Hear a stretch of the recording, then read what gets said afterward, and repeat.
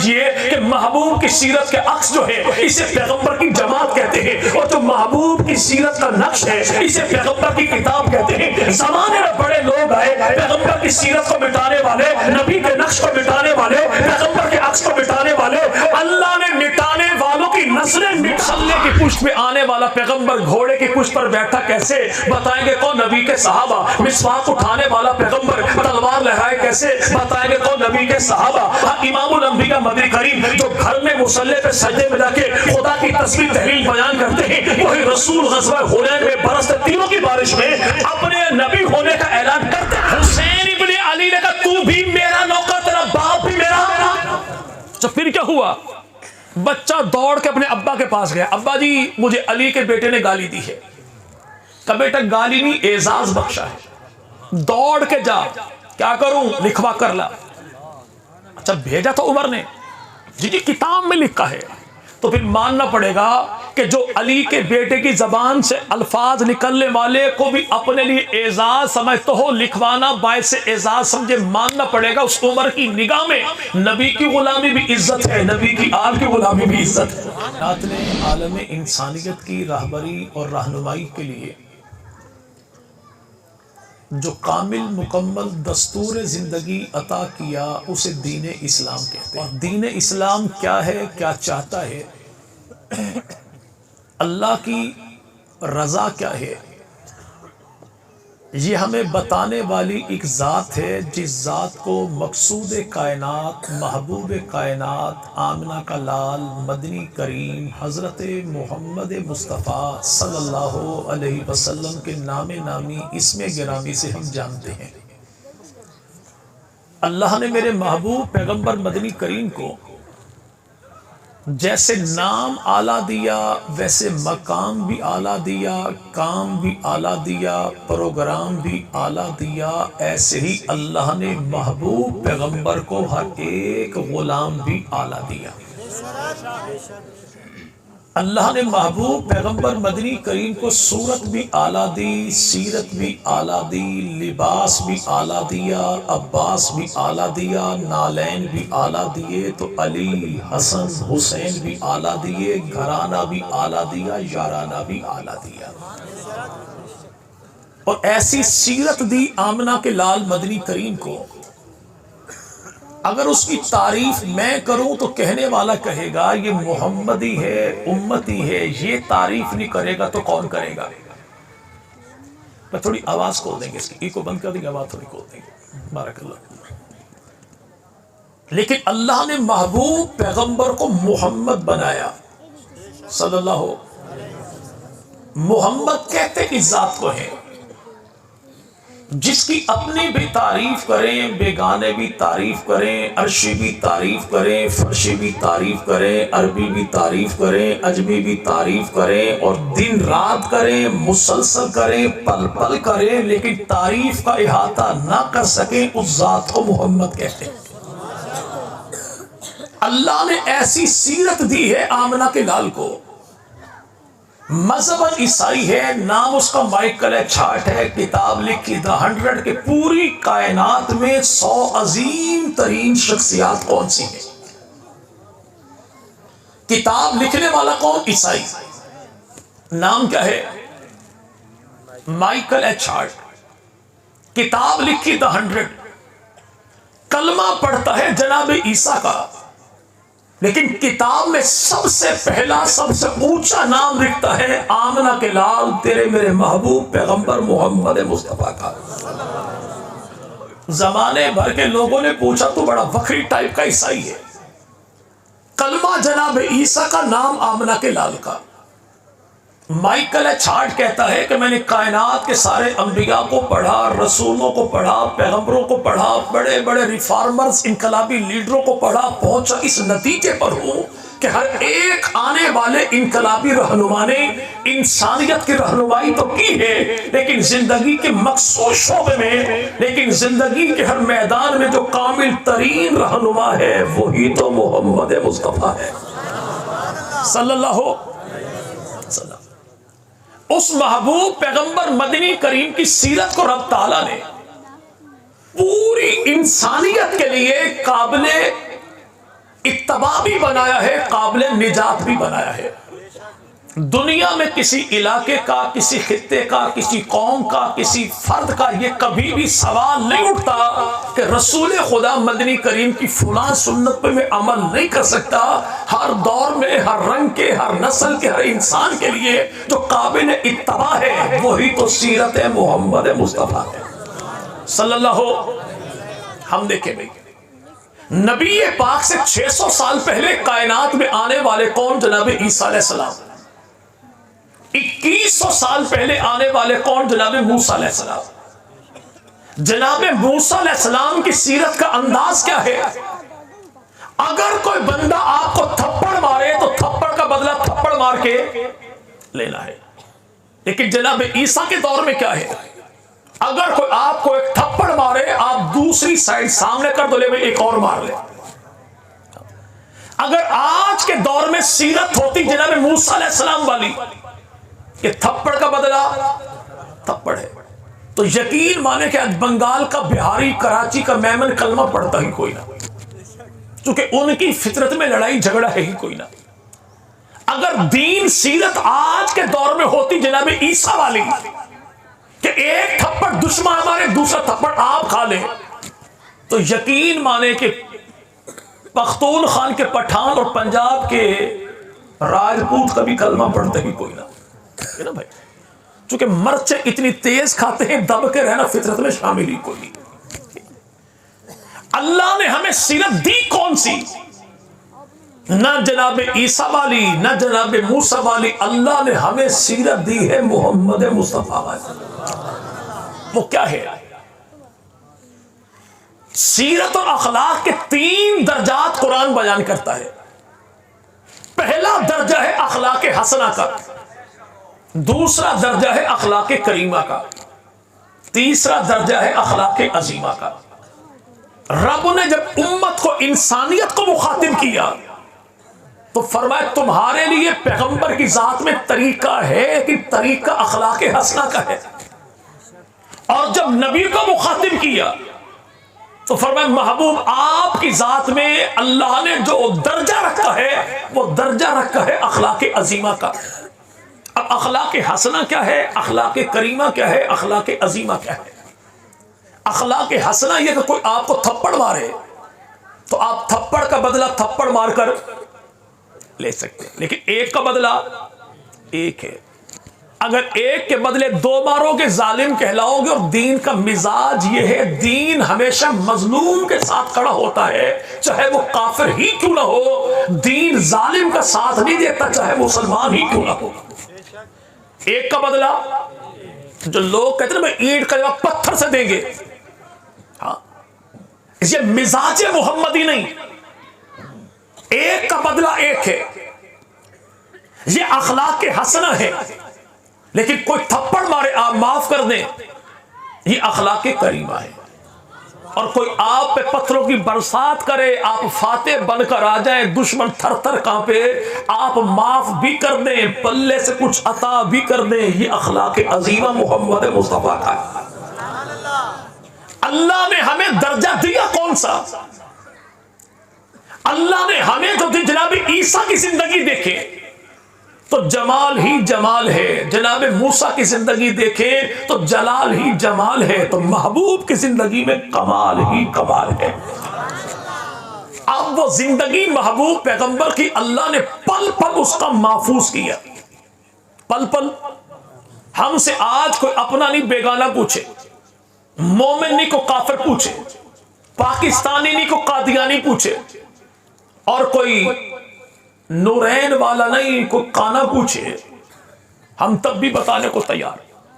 وہ ہم سے محبوب کی ذات پوچھے، ہم بتانے کو تیار، صفات پوچھے بتانے کو تیار، دن دن پوچھے بتانے کو تیار، رات رات پوچھے بتانے کو تیار، پیغمبر کی ولادت پوچھے بتانے کو تیار، نبی کی بے جوانی پوچھے بتانے کو تیار، پیغمبر کا بچپن پوچھے بتانے کو تیار، حتیٰ کہ نبی کے بابا جناب عبداللہ سے جناب آدم تک پوچھے بتانے کو تیار، پیغمبر کی اماں سیدہ آمنہ سے اماں حوا تک پوچھے بتانے کو تیار، نبی کا نسب حسب پوچھے بتانے کو تیار، رسول پاک مدنی کریم کا عمل پوچھے بتانے کو تیار، جنگ پوچھے بتانے کو تیار، جلوت پوچھے بتانے کو تیار، خلوت پوچھے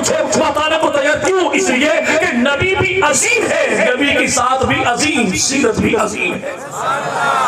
چھپائے تو وہ جو یا تو کانا ہو یا کالا ہو یا کسی لانتی کا کانا ہو۔ الحمدللہ ہم کانے بھی نہیں ہیں، کالے بھی نہیں ہیں، کسی لانتی کے کانے بھی نہیں ہیں۔ ہم سے پیغمبر کی زندگی کا پل پل پوچھے، ہم بتانے کو تیار، کیونکہ ہم تقوی والے ہیں، تقیے والے ہیں ہی نہیں۔ ہم کتمان حق والے نہیں، اعلان حق والے ہیں۔ ہم پیغمبر کی 63 سال کی پوری زندگی بتائیں، اور گھر میں نبی بننے والا، اتنی جلدی مارکیٹ میں آنے والا بھی، بتی ایک لگی تھی مارکیٹ میں پہلے آ گیا، جانتے نا بھائی جی کی اماں کا نام ہے گھسیٹی، کس نے کہاں کیوں کتنی بار کتنے کے بدلے اللہ بہتر جانے۔ ماں کا نام گھسیٹی، فرشتے کا نام ٹیچی، ٹیچی پیدا ہوا پنجاب میں، وہی آتی تھی انگریزی میں۔ یہ دجال قادیانی، اس کے ماننے والوں سے پوچھئے کہ آپ اپنے پیغمبر کی کو ایک رات بتا دیجئے، وہ پیغمبر کی رات نہیں بتاتا، ہم پیغمبر کی پوری حیات بتاتے ہیں۔ کیوں؟ چونکہ پیغمبر کی زندگی ایسی ہے جو چھپانے کی نہیں، زمانے بھر کو دکھانے کی لائق ہے۔ اب اتنی عظیم زندگی محبوب پیغمبر کی اللہ نے 2 جگہ پر محفوظ فرما دی، علمی طور پر بھی عملی طور پر بھی۔ علمی طور پر محبوب کی سیرت کو پڑھنا چاہو تو اللہ کی کتاب کو پڑھ لیجئے، عملی طور پر پیغمبر کی سیرت کو دیکھنا چاہو تو محبوب یاروں کی جماعت کو دیکھ لیجئے۔ یعنی یوں سمجھ لیجئے کہ اللہ نے محبوب کی سیرت کو الفاظ میں ڈھالا تو کتاب بنا دی، افراد میں ڈھالا صحابہ کی جماعت بنا دی۔ کتاب کا حرف حرف ہے تو پیغمبر کی سیرت کا عکس ہے، اور محبوب کی جماعت کا فرد فرد ہے تو یہ بھی پیغمبر کی سیرت کا عکس ہے۔ یوں مان لیجئے کہ محبوب کی سیرت کے عکس جو ہے اسے پیغمبر کی جماعت کہتے ہیں، اور جو محبوب کی سیرت کا نقش ہے اسے پیغمبر کی کتاب کہتے ہیں۔ زمانے میں بڑے لوگ آئے، پیغمبر کی سیرت کو مٹانے والے، نبی کے نقش کو مٹانے والے، پیغمبر کے عکس کو مٹانے والے۔ اللہ نے مٹانے والوں کی نسلیں مٹا دی، نبی کی ذات بھی باقی ہے، عکس بھی باقی ہے، نقش بھی باقی ہے۔ دشمن نے کیا کیا؟ پہلا اعتراض خدا کے رسول کی ذات پر کیا۔ کیسے؟ دشمن آگے اور کہا کیا؟ آمنہ کے لال یوں کیجئے، سرداری چاہیے ہم سردار مان لیتے ہیں، دولت چاہیے ڈھیر لگا دیتے ہیں، عورت چاہیے تو عرب کی حسین ترین دوشیزہ قدموں پر نچھاور کر دیتے ہیں۔ کتنی بودی سوچ کے مالک تھے مشرکین مکہ، جنہوں نے دنیا کے مال کے بدلے پیغمبر کے کردار کو خریدنے کی ناپاک کوشش کی تھی۔ چچا ابو طالب نے کہا یتیم بھتیجے محمد یہ عرب کے سردار آگے سودا یوں کرتے ہیں کہ تھوڑا سا دعوت میں تبدیلی لے آئے۔ دعوت میں کیسی تبدیلی؟ کہ آپ جو کہتے ہیں نا کہ عزت دینے والا اللہ ہے، یوں تو بالکل کہیں، لیکن یوں نہ کہیں کہ اللہ کے علاوہ کوئی نہیں۔ بیٹا بیٹیاں اللہ دیتا ہے یہ تو کہیں، لیکن یہ نہ کہیں کہ اللہ کے علاوہ کوئی نہیں دیتا۔ کیوں؟ چونکہ ہم نے 360 بتوں کا نیا نیا پینٹ کروایا ہے، پوری کی پوری انویسٹمنٹ بیٹھ جائے گی، بھٹا بیٹھ جائے گا ہمارے بزنس کا۔ ہمارے بتوں کی نفی نہ کیجیے۔ آمنہ کے لال مدنی کریم نے اپنے چچا جناب خواجہ ابو طالب سے کہا چچا اول تو ان کی ہمت ہی کوئی نہیں، اگر یہ ایڑی چوٹی کا زور لگا کے آسمان کے سورج چاند کو توڑ کے مجھ محمد کے ہاتھوں پر رکھے، پھر مجھ سے کہیں کہ دین کی دعوت میں تبدیلی لے آ، میں کائنات سے ٹکراؤں گا، دین کی دعوت میں تبدیلی نہیں لاؤں گا۔ وہ سیرت رسول خدا کی قیامت تک کے انسانوں کے اللہ نے محفوظ فرما دی۔ آپ دیہاتی لوگ یوں سمجھیے، ابھی ساگ کا سیزن شروع ہو گیا نا بھائی جی، ہاں اللہ اس میں برکت تو دے لیکن اس کے شر سے محفوظ فرمائے نا بھائی۔ پچھلے سال ایک ایسا ظالم مولوی مجھے ملا جس نے ناشتے میں بھی ساگ، دوپہر میں بھی ساگ، رات کو بھی ساگ۔ ہاں جیسے سیزن شروع ہوا، گھر میں بیٹھے ماں باپ سوچتے ہیں بچہ کالج میں پڑھتا ہے، مدرسے پڑھتا، چلو کوئی مکھن شکن دے کے بھیج دے۔ اگر یہ مکھن ہو کلو آدھا کلو، ہم کو لمبا چوڑا جتن کوئی نہیں کرتے، سبزی والا شاپر اٹھائیں گے، جھاڑیں گے، مکھن ڈالیں گے، کسی چنچی والے کو پکڑائیں گے، بچہ وہاں پر کھڑا ہوگا، اس کو دے دیجئے گا۔ لیکن اگر یہی گھی ہو 10 کلو پہنچانا کراچی ہو، تو ہم پھر کوئی سبزی والا شاپر نہیں دیکھتے، پلاسٹک والا ڈبہ نہیں دیکھتے، سلور اسٹیل کا ڈبہ اٹھائیں گے، لیکت چیک کریں گے، گھی اس میں ڈالیں گے، شاپر چڑھائیں گے، ڈھکنا کسیں گے، 2-4 بستیوں میں گاؤں گاؤں جا کے پتہ کریں گے وہ کراچی جانے والا ہے، مل جائے تو ٹھیک، ورنہ کارگو کمپنی والے کے پاس جائیں گے، 1000-2000 دیں گے، بھئی ڈبہ یوں پہنچانا کہ کھائے بھی کوئی نہیں، ملائے بھی کوئی نہیں، یعنی کامل بھی پہنچے، مکمل بھی پہنچے، خالص بھی پہنچے۔ کیوں؟ چیز بڑی قیمتی ہے، بندہ بڑا جگری ہے، سفر بڑا لمبا ہے، ایسا نا بھائی؟ 1000 کے بجائے 2000 لگ جائے لیکن پہنچے خالص۔ تو یاد رکھیے گا کہ کائنات میں دین سے زیادہ اللہ کے نزدیک قیمتی چیز کوئی نہیں، حضرت انسان سے بڑھ کے اللہ کو عزیز کوئی نہیں، قیامت سے لمبا کائنات میں سفر کوئی نہیں۔ تو آخری انسان تک کامل مکمل دین پہنچانے کے لیے رب تعالیٰ نے 2 بہترین انتظام کیے، ایک دین کا پیکنگ سسٹم اعلیٰ، ایک دین پہنچانے والی کارگو کمپنی اعلیٰ۔ جو دین کا پیکنگ سسٹم ہے اسے اللہ کی کتاب کہتے ہیں، اور جو دین پہنچانے والی کارگو کمپنی ہے اسے محمد کے صحابہ کی جماعت کہتے ہیں۔ ایک ایک ادا خدا کے رسول کی صحابہ نے واللہ یوں محفوظ کی۔ کبھی کسی سفید داڑھی والے کے سر پہ قرآن رکھیے، پڑوسی ہو تو غازی کا علم رکھیے، قسم دے کے پوچھئے، ہمت کر کے بتا تیرے ابا جی پگڑی جو باندھتے تھے لمبائی کتنی تھی، چوڑائی کتنی تھی؟ ابا جی تیرے نوالا کھاتے تھے، کھانا کھاتے لمبا تو لقمے کی موٹائی کتنی تھی، چباتے کتنی بار تھے؟ پانی جو پیتے تھے تو پانی پیتے کتنے گھوٹ میں تھے؟ تیرے ابا کی داڑھی میں سفید بال کتنے تھے؟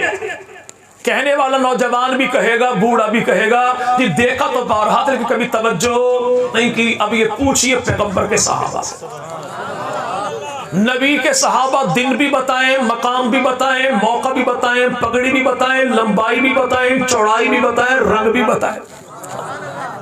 رسول خدا نے کھانا کھایا کیسا؟ نبی کے صحابہ میزبان بھی بتائیں، دعوت بھی بتائیں، اہتمام بھی بتائیں، ڈشیں بھی بتائیں، کھانے کا انداز بھی بتائیں۔ رسول پاک کے پاس کتنی بکریاں موجود تھیں؟ صحابہ گئے 100 بکریاں تھیں، بچے بڑھتے اللہ کے نبی ذبح کر لیتے، تعداد پوری رکھتے 100۔ نبی پاک نے کتنی بکریوں کا دودھ پیا؟ نبی کے صحابہ تعداد بھی بتائیں، بکری کا نام بھی بتائیں، موقع بھی بتائیں۔ رسول پاک کی داڑھی میں کتنے بال سفید تھے؟ نبی کے صحابہ کے 17 بال سفید تھے۔ کتنے؟ نبی پاک کے پاس تلواریں کتنی تھی؟ صحابہ تعداد بھی بتائیں، سائز بھی بتائیں، نام بھی بتائیں، کس جنگ میں کس موقع پر آقا نے کون سی تلوار چلائی، یہ پوری تفصیل بھی بتائیں۔ یعنی اتنی گہرائی کے ساتھ ہم میں سے کسی نے اپنے ماں باپ کی اداؤں کو محفوظ نہیں کیا جیسے پیغمبر تیاروں نے رسول خدا کی پوری زندگی کو محفوظ کیا۔ اب رسول پاک کی زندگی گزری کہاں پر؟ یا گھر کی 4 دیواری میں، گھر سے باہر۔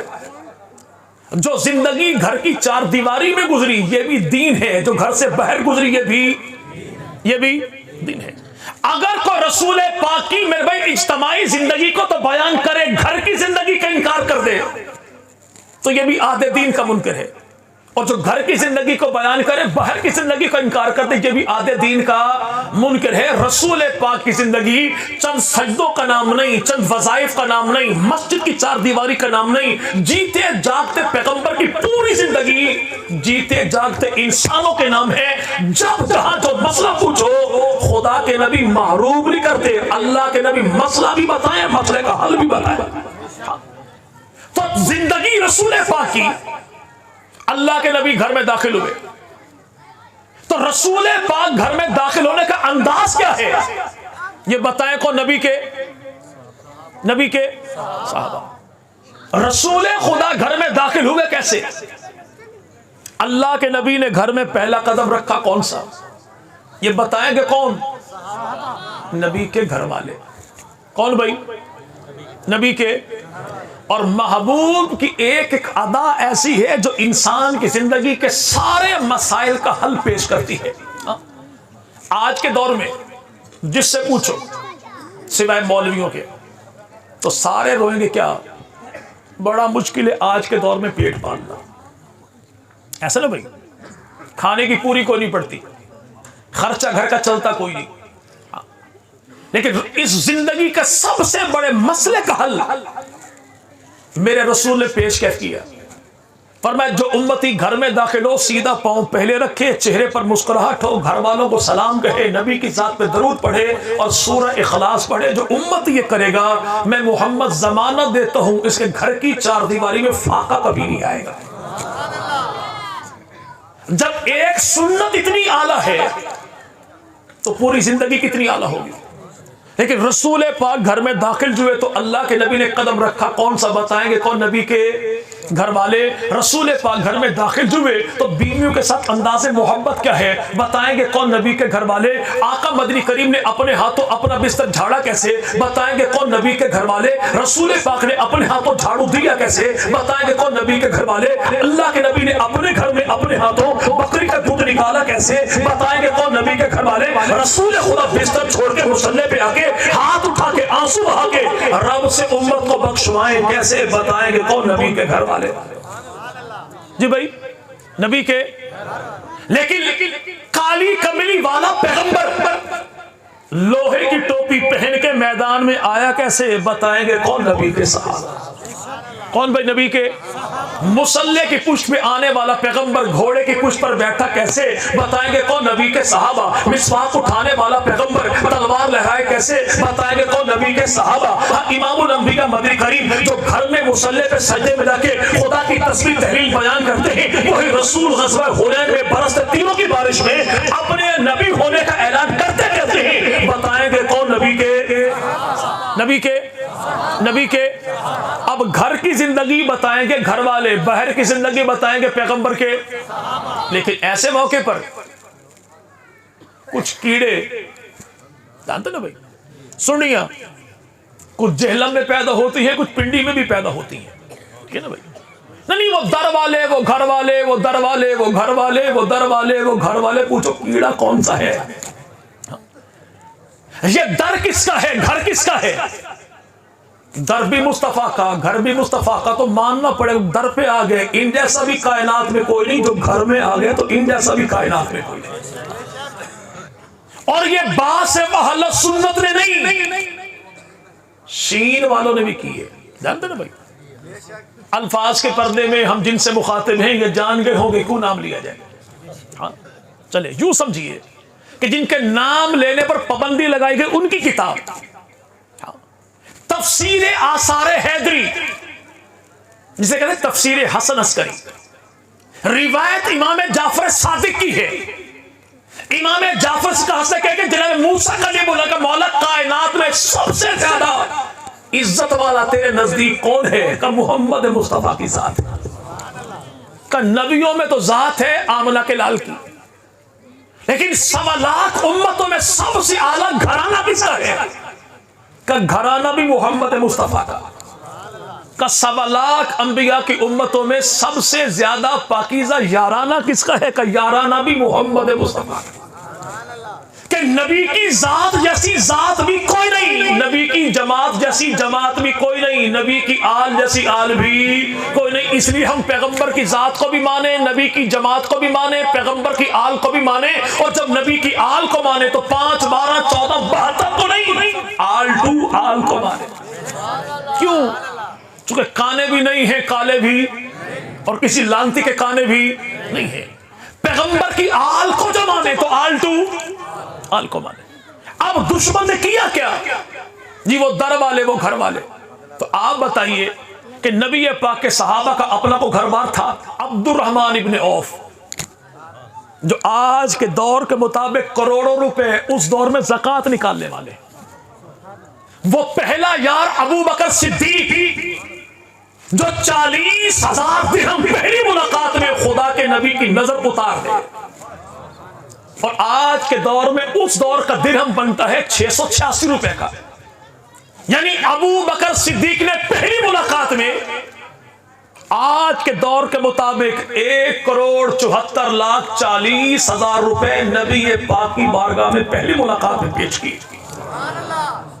جس نے پہلا چندہ ہی 2.25 کروڑ کا دیا ہو تو اپنا گھر بار ان کا تھا نا، لیکن اپنا گھر بار چھوڑ کے نبی کے در پہ کیوں آئے؟ چونکہ ان کے دل میں اپنے گھر بار سے زیادہ پیغمبر کے در کی عزت تھی. اور در والے ان کو اٹھاتے کیوں نہیں، بھگاتے کیوں نہیں؟ چونکہ ان کے دل میں ان کا اعتبار تھا. اگر آج تیرے میرے گلی محلے بندہ سیٹی بجا دے، اگلے چوک سے پہلے لمبا لٹا دے، موبائل پہ گانے چلا کے جائے، تو اور میں نہیں چھوڑتے، ایسا تو نے بغیرتی والا پارٹ ادا کیوں کیا؟ یہ شرفا کا محلہ ہے، ایسی کمینگی کی کیوں؟ اگر کسی پر اعتبار نہ ہو تو اور میں تو اپنی گلی سے گزرنے نہ دیں. اگر نعوذ باللہ پیغمبر کے صحابہ اندر سے کچھ تھے، باہر سے کچھ تھے، نبی کے اہل بیت نے اٹھایا کیوں نہیں، بھگایا کیوں نہیں؟ یہ آئے کیوں؟ ان کے دل میں گھر والوں کا احترام ہے، گھر والے بھگاتے کیوں نہیں؟ ان کے دل میں نبی کے صحابہ کا اعتبار ہے. ہم نے آل محمد کے دامن کو پکڑا تو نبی کے صحابہ کا اعتبار ملا ہے، اور ہم نے اصحاب محمد کے دامن کو پکڑا تو آل محمد کا احترام ملا ہے. احترام بھی ہمارے پاس، اعتبار بھی ہمارے پاس. منکر کے پاس کیا ہے؟ نہ احترام ہے نہ اعتبار ہے تو خالی گنگلو. سمجھتے نا بھائی، گنگلو. ہاں چلے یہ گوگل پہ جا کے ٹرانسلیٹ کیجئے گا، انشاءاللہ سمجھ میں آ جائے گا. نبی کا گھرانہ بھی ہمارے پاس، نبی کا یارانہ بھی ہمارے پاس. دشمن نے کیا کیا؟ پہلے پیغمبر کی ذات کی توہین کی، پھر قرآن کے بارے تحریف کا عقیدہ گھڑا. جب کچھ نہ بن پڑا تو پیغمبر کے صحابہ کی تکفیر کا عقیدہ گھڑا.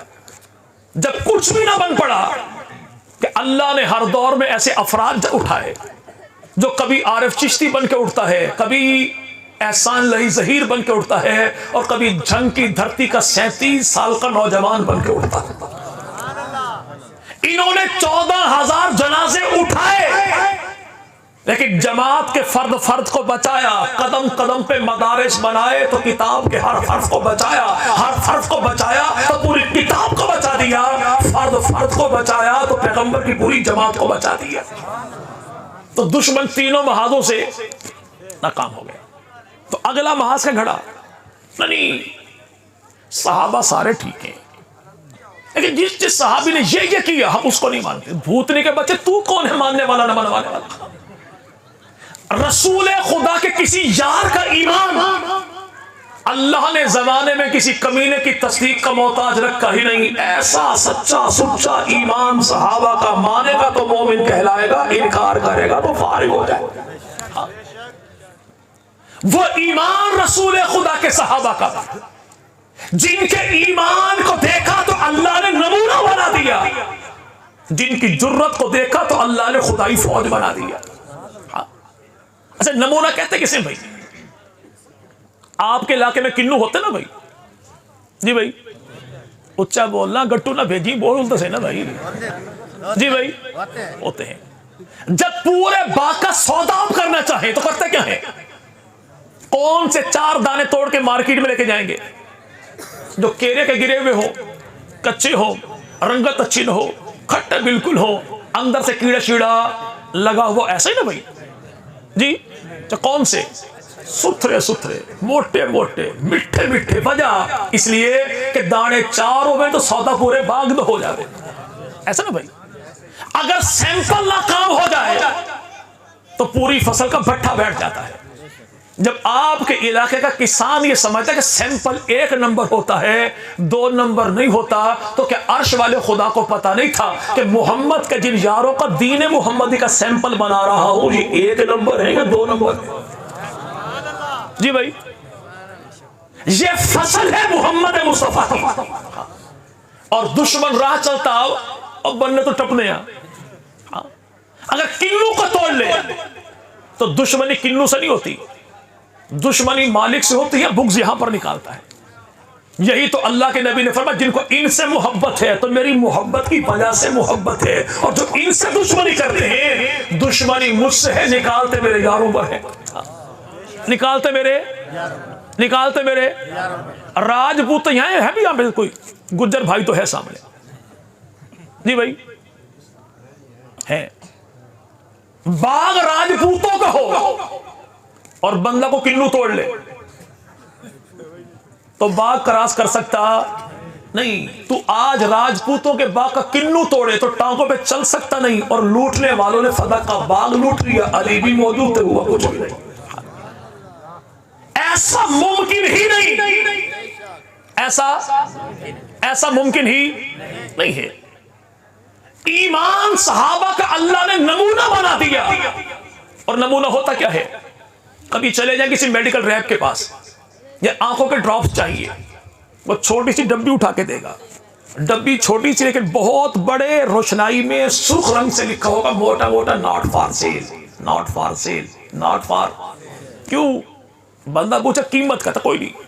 وجہ ناٹ فار سیل، وجہ کیا ہے؟ سیمپل ہے. Sample per not for sale کیوں لکھا؟ کا جواب ایک ہی ملتا، یہ بکا نہیں کرتے، انمول ہوا کرتے ہیں. تیری فیکٹری کا سیمپل یہ تو بک نہیں سکتا، تو محمد کا دین کا سیمپل نعوذ باللہ بک گئے. اللہ نے ان کی جرت کو دیکھا تو اللہ نے ان کو اپنی فوج بنا دیا. اور پیغمبر کے صحابہ کیسی جرت والے ہیں.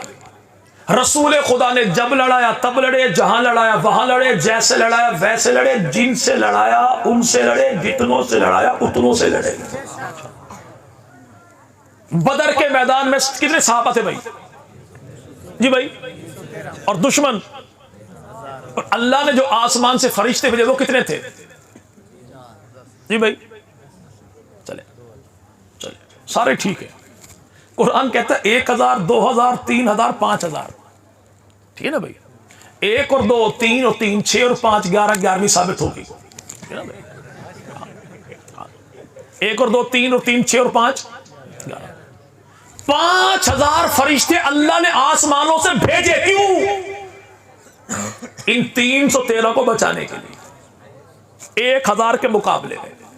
اور قوم عاد و سمود اتنے اونچے لمبے قد والے کہ پتھروں کا سینہ چاک کر کے گھر بنا لے، ان کو مٹانے کے لیے اللہ نے عرش جو فرشتے بھیجے ان کی تعداد کتنی تھی؟ 1 2 3 حد 4.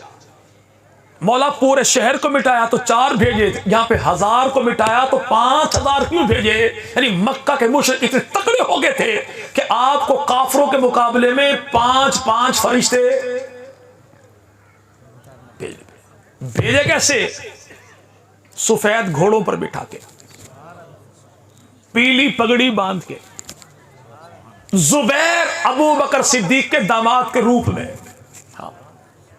انداز جناب زبیر کا تھا جو نبی کے پھپھی زاد ہیں، جناب علی کے داماد ہیں، جناب ابو بکر کے داماد ہیں. یہ آئے کیوں گھوڑوں پر بیٹھ کر؟ فرشتے گھوڑوں کی سواری کے محتاج ہیں بھائی جی. تو رب نے بھیجا کیوں؟ تاکہ پہلے میدان میں ہی پتہ صاف ہو جائے کہ گھوڑے اوپر بیٹھنے کے لیے ہوتے ہیں، نیچے سے گزرنے کے لیے نہیں ہوتے. یہ اوپر بیٹھ کے آئے، پیلا رومال باندھ کے آئے. پیلا رومال کیوں؟ تاکہ زمانے کو پتہ لگ جائے پیلا رومال دشمن صحابہ سے جب بھی پپی کے لیے کوئی نہیں، دشمن صحابہ کو آخر تک پہنچانے کے لیے. کہتے نا ماں پر پوت پتا پر گھوڑا، بوتا نہیں تو تھوڑا تھوڑا. ڈی این اے ٹیسٹ حقیقت ہے، ڈی این اے سفر کرتا ہے. بدر سے پیلا رومال چلا اور پاکستان کی پارلیمنٹ میں ایسے چھایا کہ دشمن صحابہ کے پیمپر بھی آج کل پیلے پیلے ہی اتر رہے ہیں. خیر سے ایسا نا بھائی. ہاں مولا 1000 کے مقابلے 5000 کی بھیجے. دشمن تگڑا ہو گیا، جواب ملتا نہیں. خدا نہ خواستہ آپ کے گاؤں کی مسجد میں اعلان ہو جائے بھائی ہوشیار رہنا، گاؤں میں چور آ گیا، ہر بندہ فون اٹھائے بھائی ہوشیار، موبائل آن رکھنا، ڈنڈا سوٹا بھی. چور اتنا طاقتور ہے کہ ایک چور کے لیے پورا شہر جاگ اٹھا. جواب ملتا چور طاقتور نہیں، گھر میں رکھا سرمایہ بڑا قیمتی ہے. مولا 5000 فرشتے کیوں بھیجے 1000 کافروں کے مقابلے میں؟ جواب ملتا بھولے بادشاہ مسئلہ یہ ہے کہ دشمن طاقتور نہیں، محمد کے صحابہ سرمایہ بڑا قیمتی. دشمن نے کیا کیا؟ بندوق رکھی حب اہل بیت کی تبرک نبی کے صحابہ پر. میں ان کو تو مانتا ہوں، ان کو نہیں مانتا، لیکن یاد رکھیے گا نبی کے صحابہ کا انکار کر کے کوئی اہل بیت کو نہیں مان سکتا، اہل بیت کا انکار کر کے پیغمبر کے صحابہ کو نہیں مان سکتا۔ دنیا بھر میں جو بندہ کہے میں تو اہل بیت کو مانتا ہوں، ان سے کہو کہ اہل بیت کی شان میں جتنی حدیث تو 100 کہے میں تب بھی مانوں، 1000 کہے میں تب بھی مانوں، لاکھ کہے میں تب بھی مانوں، کروڑ کہے میں تب بھی مانوں، بھائی تو عرب کہے میں تب بھی مانوں، پدم کہے میں تب بھی، لیکن ہمت کر کے غازی عباس کے علم پہ ہاتھ رکھے یا مولا کے پیروں پہ ہاتھ رکھے، خدا کے لیے کوئی ایک حدیث ایسی دکھا جو ہو اہل بیت کی شان میں، حدیث رسول کی ہو اور راوی نبی کے صحابہ کے علاوہ کوئی اور ہو۔ پوری کائنات میں کوئی ایک حدیث بھی ایسی نہیں جو بیان رسول کا ہو، شان آل رسول کا ہو، راوی کوئی اور ہو، راوی کوئی اور ہو۔ بعض لوگ کہتے ہیں نا پیشہ وارانہ رقابت، ایسا نا بھائی، تو ممکن ہے کہ میں مفتی ظہیر صاحب کو دیکھو کوئی اور چٹکلا چھوڑ دیتا ہے نا بھائی، لیکن میں نے کہا قابل احترام ہے، کیوں کہ جن کی میرے بھائی صلاحیتوں کا، قابلیتوں کا، عزت کا اعتراف کیا جائے، اس کی عزت کو نمایاں کیا جاتا ہے، چھپایا کبھی بھی۔ اگر پیغمبر کے صحابہ کے دل میں آل محمد کے بارے کو بغض ہوتا، نفرت ہوتی، دشمنی ہوتی، کینہ ہوتا، تو پیغمبر کے صحابہ کبھی بھی آل محمد کی شان و تعریف و توصیف کو بیان کرتے ہی کوئی نہ، آج مسجد کا مولوی ہو یا امام باڑے کا ذاکر ہو، وہ جب بھی آل محمد کی تعریف و توصیف کرتا ہے تو یہاں پہ حدیث بیان کرتا ہے خدا کے رسول کی، اور زمانہ جانتا ہے کہ کتاب سچی تبھی ہوگی جب کاتب کو سچا مانے گا، روایت سچی تبھی ہوگی جب راوی کو سچا مانے گا، حدیث سچی تبھی ہوگی جب صحابی کو سچا مانے گا، گواہی سچی تبھی ہوگی کہ میرے بھائی گواہ کو سچا مانے گا۔ اور پیغمبر کی حدیث آل محمد کے بارے بیان کرنے والا کون؟ اسے محمد کے صحابہ کہتے ہیں، انہیں پیغمبر کے۔ چلے بات اپنی کلوز کریں یار، لوگ ایک واقعہ بڑا بیان کرتے ہیں، اور وہ واقعہ کیا ہے؟ مدینہ کے چوک میں 2 بچے کھیل رہے تھے، مدینہ کے چوک میں۔ ہم کہتے ہیں سچ ہے جھوٹ ہے سارا تیرے حوالے۔ واقعہ لکھا کس نے؟ علامہ نجم الحسن قراروی نے اپنی کتاب 14 ستارے میں۔ مدینہ کے چوک میں 2 بچے کھیل رہے تھے، ہم کہتے ہیں حضور مسئلہ تو حل ہو گیا، مسئلہ تو آپ کے گاؤں کے چوک میں ایک بچہ ہو گجروں کا، ایک ہو راجپوتوں کا، اور دونوں خاندانوں کی بنتی نہ ہو، دونوں خاندانوں کے بچے کھیلتے ہو، اوپر سے بچہ آ جائے بھٹیوں کا، ہاں تو کیا کہے گا؟ کھیڑ میں دسے تیرے پیو نے جا کے، بندہ کبھی ابا کو کیا بتائے گا؟ کیا بتاؤں گا یہی کہ تمہاری بنتی کو نہیں اور تمہارے بچے آپس میں کھیل رہے ہیں۔ 2 بچوں کا آپس میں کھیلنا تب ہوتا ہے جب خاندان کے بڑوں کو آپس میں ملا بیٹھا دیکھتے ہیں۔ یہاں پر علی کا بیٹا عمر کا بیٹا کھیلتے کیوں ہیں؟ کیونکہ عمر و علی کا بیٹا عمر کی عین میں علی کو دیکھتے ہیں، علی کی عین میں عمر کو دیکھتے ہیں۔ اگر بڑوں میں جھگڑا ہوتا تو بچے کبھی بھی، چلو تو کہہ کہ دونوں بچے کھیل رہے، کھیلتے کھیلتے ایک بچے نے کہا تو بھی میرا نوکر، تیرا پیو بھی میرا نوکر۔ کہا کس نے؟ کہتا جناب علی کے بیٹے حسین ابن علی نے۔ ہم کہتے ہیں واللہ ہمیں کوئی اعتراض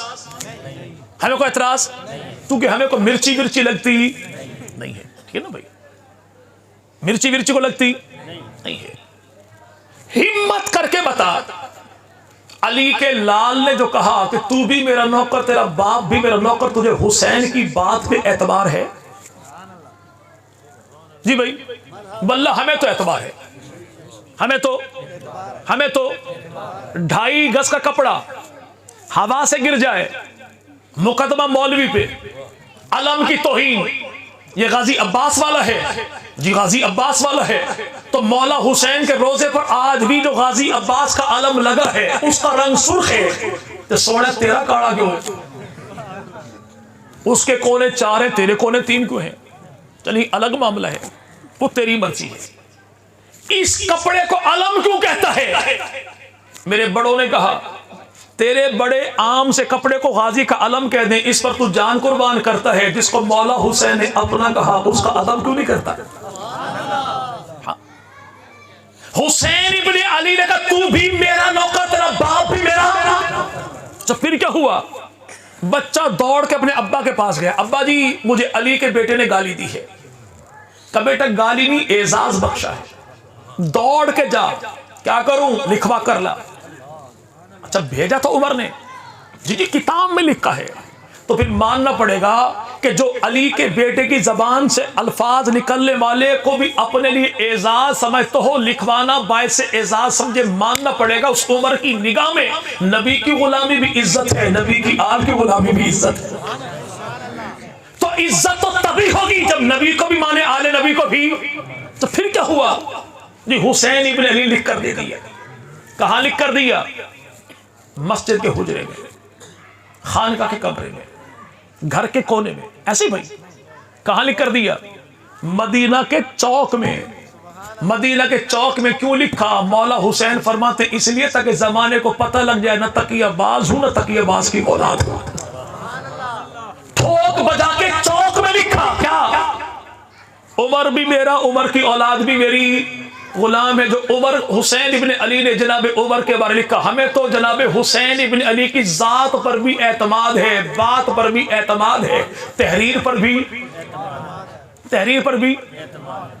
بھی اب ان سے پوچھو تمہیں اعتماد ہے؟ یہ بھائی چلے بات ختم ہو گئی۔ آج کو بندہ آ جائے چناب نگر سے، آپ سے کہے وہاں کے لوگ بڑے تنگ نظر ہیں اور آپ بڑے برائٹ مائنڈڈ ہیں، میں آپ کے پاس آیا، پورا مہینہ آپ کی نوکری کروں گا، تنخواہ صرف 10,000 روپے۔ آپ نے آج کے دور میں اتنا سستا نوکر، کیونکہ وہاں کے لوگ چونکہ بڑے انتہا پسند ہیں، وہ مجھے پسند کوئی نہیں کرتے، اور میں مرزائی قادیانی اللہ کے نبی کی ختم نبوت کا منکر انکار کرنے والا ہوں۔ آپ کے علاقے میں آ گیا کہ آپ مجھے ملازمت دے دیں، تو آپ کیا کریں گے؟ ایسے ملازم کو دیکھ کے بغیر وضو 1000 رکعت نماز نفل شکرانہ پڑھے گا نا بھائی؟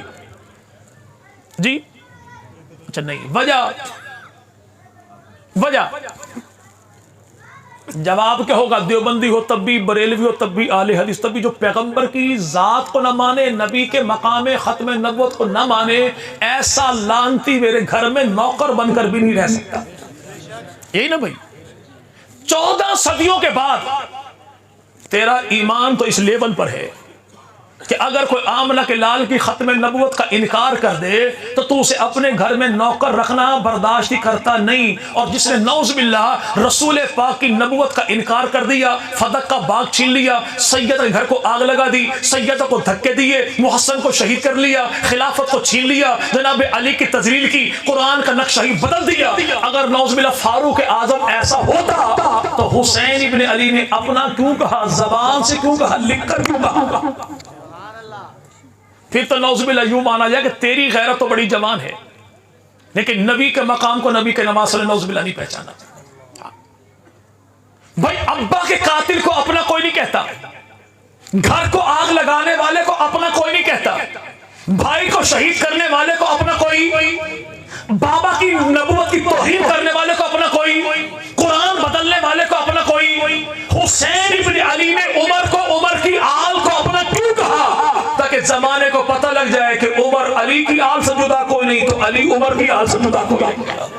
تو انشاءاللہ ہم پیغمبر کی ذات کا بھی دفاع کریں گے، نبی کی آل کا بھی، نبی کی جماعت کا بھی، لیکن یہ دفاع ہم نے دیوبندی بن کر نہیں کرنا، بریلوی بن کر، اہل حدیث بن کر، ہم نے یہ دفاع کرنا ہے تو محمدی بن کر کرنا ہے، امتی، اور ایسے دفاع کرنا ہے کہ نسلوں کی بھی خیر ہو، فصلوں کی بھی، چونکہ سنیاں پاکستان میں کافی ہے نا بھائی، کچھ سنیاں وہ ہیں جو فصلوں کو لگتی ہیں، اور کچھ سنیاں وہ ہیں جو نسلوں کو لگتی ہیں۔ جو فصل کو لگ جائے اسے امریکن سنی کہتے ہیں، جو نسل کو لگ جائے اسے ایرانی سنی کہتے ہیں۔ جو فصل کو لگ جائے یہ 6 ماہ کا نقصان کرتی ہے، جو نسل کو لگ جائے یہ اکابر کی صدیوں کی محنت کو پامال کرتی ہے۔ جو سنی فصل کو لگ جائے اس کا سپرے کرنا کون سا ہے؟ یہ مفتی سے نہیں، ماہر زراعت سے پوچھنا ہے۔ اور امت کے ایمان نوجوان نسل کو جو سنی لگ جائے اس پہ سپرے کون سا کرنا ہے؟ یہ مفتی سے پوچھنا ہے، جہلم کے پلمبر سے نہیں پوچھنا۔ اب یہ سنی جو فصل کو لگ جائے اس کے لیے سومیسائڈن بھی ہے، ڈینیٹال بھی ہے، کراٹے سپرے بھی موجود ہے، لیکن جو سنڈی امت کی ایمان کی فصل کو لگ جائے تو ایسی سنڈی کے لیے پمپ چاہیے احسان الہی ظہیر والا، پریشر چاہیے بابا خادم رضی والا، اور سپرے چاہیے حق نواز جھنگری والا۔